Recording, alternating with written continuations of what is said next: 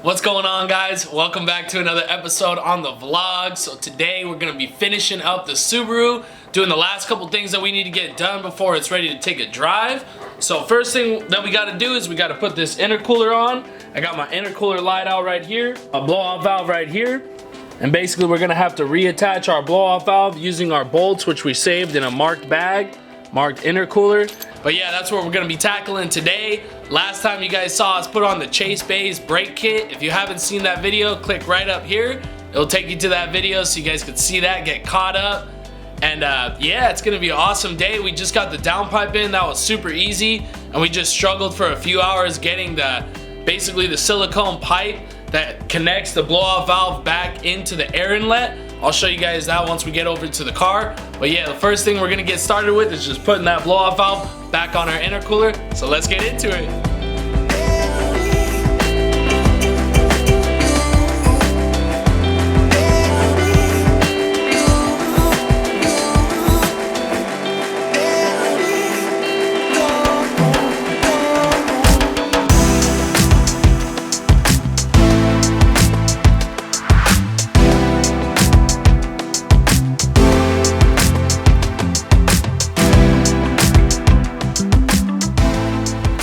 Alrighty guys, so we got that blow-off valve on. Let me show you. My brother's holding the intercooler. Boom, that bad boy's on. Good, mounted, we're good to go. We just put on this intercooler bracket right here. This is gonna hold the intercooler from this side, and then this is gonna be the other bracket holding it on the left. We were trying to put this heat shield on, but we couldn't figure out where it mounts to. So if you guys know how to put the stock, WRX heat shield back on, please comment down below in the comment section. Any advice from you guys is really appreciated. I've actually learned more from you guys than anyone else, any of the forums, any of that.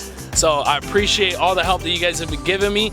But yeah, we're gonna try to mount up this intercooler, try to put that bad boy into place. Basically what you have to do is in the front, this part hooks up to the throttle body right here. You gotta put it on that coupler. And then there's another coupler that's gonna go onto your turbo, and that's right here. So basically you just wanna have that clamp at a good point where you can tighten it easily so it's not too hard to get to. And yeah, we're gonna try to mount this bad boy up. Let's get it. So me and my brother just got that intercooler in.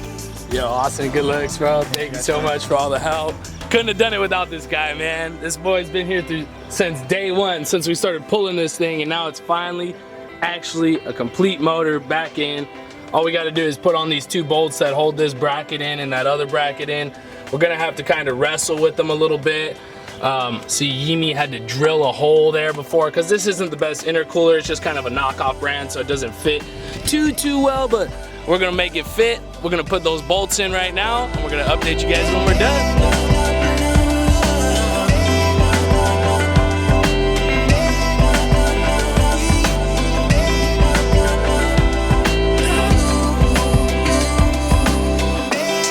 One eternity later. Alrighty guys, so it's a few days later. Me and my brother got the intercooler on, blow-off valve on, downpipes in, brakes are in, everything is good to go. But before I closed out this video, I wanted to let you guys know that I did have a misfire in cylinders 1 and 3, and I happened to have the coil packs plugged in backwards. So basically the white clip right there, that one has to be in the front and the black one has to be in the back. So just so you know, the white plug goes in the front, black in the back. That caused me to have a misfire in cylinders 3 and 4, or no, sorry, 1 and 3. So yeah, but now that I fixed that, it actually sounds a lot better. I wanted to start it up so you guys can hear how she sounds now that she's running good and everything's all back together before we close out this video. So let's start this thing up. Alrighty guys, here we go. Let's fire it up.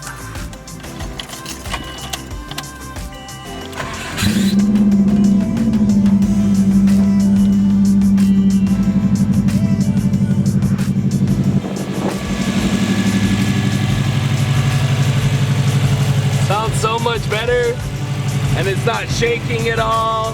Sitting very still, no leaks anywhere.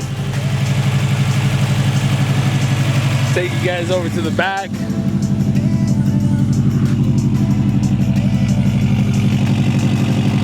Sounds really good. Like, I'm so happy. I ran the cob access port. We're not getting any codes, no misfires, no nothing. Sounds amazing, looks amazing.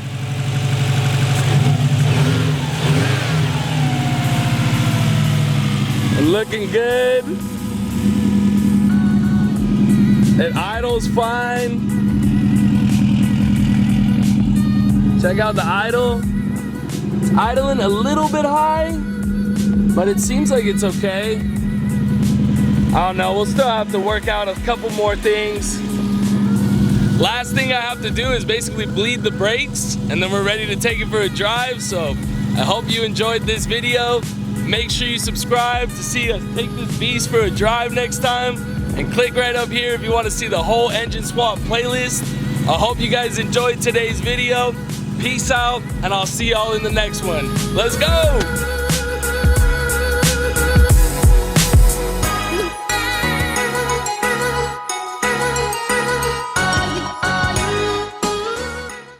Hey, one more thing. Check out yesterday's video. It's even better than this one.